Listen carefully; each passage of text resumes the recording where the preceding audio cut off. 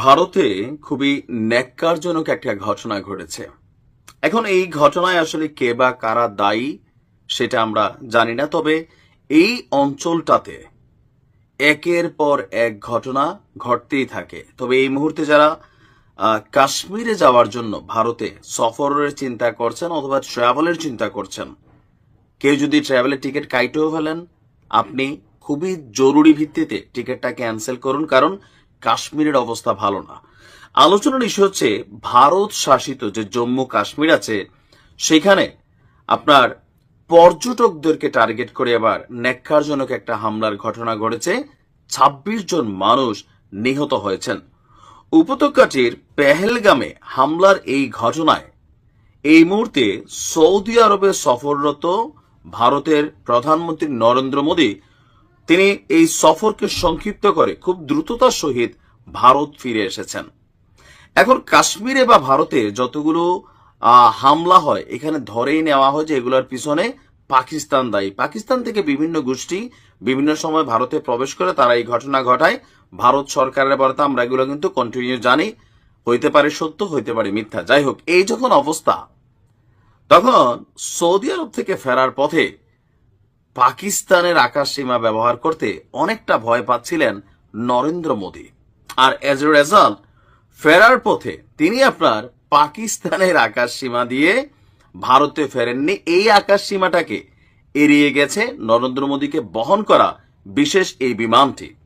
যদিও তিনি সৌদিতে যাওয়ার পথে এই একই আকাশপথ ব্যবহার করে, মানে পাকিস্তানের আকাশপথ ব্যবহার করেই সৌদি গিয়েছিলেন, কিন্তু মজার বিষয় হচ্ছে ফেরার পথে তিনি আপনার পাকিস্তানের আকাশপথকে স্কিপ করেছেন বা এই রুটটার বদলে অন্য রুট ব্যবহার করেছেন।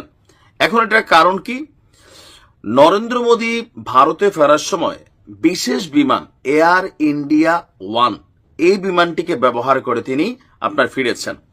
ফ্লাইট ট্রেকিং ওয়েবসাইট থেকে দেখা যাচ্ছে যে নরেন্দ্র মোদী সকালে সৌদি আরব যাওয়ার পথে মঙ্গলবার সকালে পাকিস্তানের আকাশপথ ব্যবহার করেছিলেন, কিন্তু ফেরার সময় তার বিমানটি আরব সাগরের উপর দিয়ে সোজা ভারতের দিকে মোড় নেয়। পরে গুজরাট দিয়ে ভারতের মূল ভূখণ্ডে প্রবেশ করে বিমানটি উত্তরের দিকে উড়ে দিল্লিতে গিয়ে অবতরণ করে। পরে দিল্লির পালম এয়ারফোর্স বেজে প্রধানমন্ত্রী মোদীর বিমান অবতরণের কিছুক্ষণের মধ্যেই তিনি পররাষ্ট্রমন্ত্রী এস জয়শঙ্কর এবং জাতীয় নিরাপত্তা উপদেষ্টা অজিত দোভালের সাথে একটা জরুরি বৈঠক করেছেন। মূলত আপনার মোদীর সফরটা ছিল আজকে পর্যন্তই, তবে কাশ্মীরের ঘটনায় সেই সফর সংক্ষিপ্ত করে তিনি ভারতে এসেছেন এবং স্থানীয় প্রতিবেদন বলছে সেখানে বেশ কিছু অবস্থা বা কি বলে যে মানুষ মারা গেছে। আর পেহেলগাম থেকে ৩ মাইল দূরে পাহাড়ের চূড়ায় অবস্থিত বৈশারণে এই হামলার ঘটনা ঘটেছে। এখন পর্যন্ত কোনো গোষ্ঠী এই হামলার দায় স্বীকার করেনি। এরপর থেকেই আপনার পুরো কাশ্মীর জুড়ে বিশেষ সতর্কতা ব্যবস্থা নেওয়া হয়েছে।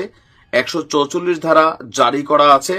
আর এছাড়াও এখানে বিভিন্ন গোষ্ঠীর সাথে যে কানেক্টেড ইস্যুগুলো আছে তাদের প্রতিও আপনার দিল্লি পুলিশের মাধ্যমে বিশেষ নিরাপত্তা বা এগুলা ব্যবহার করা হয়েছে, এবং কি রাষ্ট্রের গুরুত্বপূর্ণ ব্যক্তি হিসেবে মোদীর সিকিউরিটিও বাড়ানো হয়েছে। মোদী নির্ঘাত ভয় পাইছে যে এই ঘটনাগুলোর সাথে আপনি শিওর ভারতের মিডিয়াতে ঢুকলে দেখবেন যে পাকিস্তান সে আয়া এক লোগোं ने ये घटाया वो घटाया। তো জম্মু কাশ্মীরে অন্যায় নির্যাতন অনেক রকম হচ্ছে স্থানীয় লোকজনদের উপরে। এদের মধ্যে অনেকে নিজের মাটিতে কন্টিনিউ নির্যাতনের শিকার হয়ে সন্ত্রাসী হয়ে যাচ্ছে। তারপর যে কোনো সন্ত্রাসী হামলার বিরুদ্ধে আমাদের অবস্থান। যারা এই ঘটনা ঘটিয়েছে ন্যাক্কারজনক এই ঘটনা। তবে অনেকে বলছেন যে নরেন্দ্র মোদী ভয়ে পাকিস্তানের আকাশ সীমা দিয়ে ঢুকেন নাই, যে ওইখানে আবার কোনো ঘটনা ঘটা যায় কিনা। ভালো থাকুন।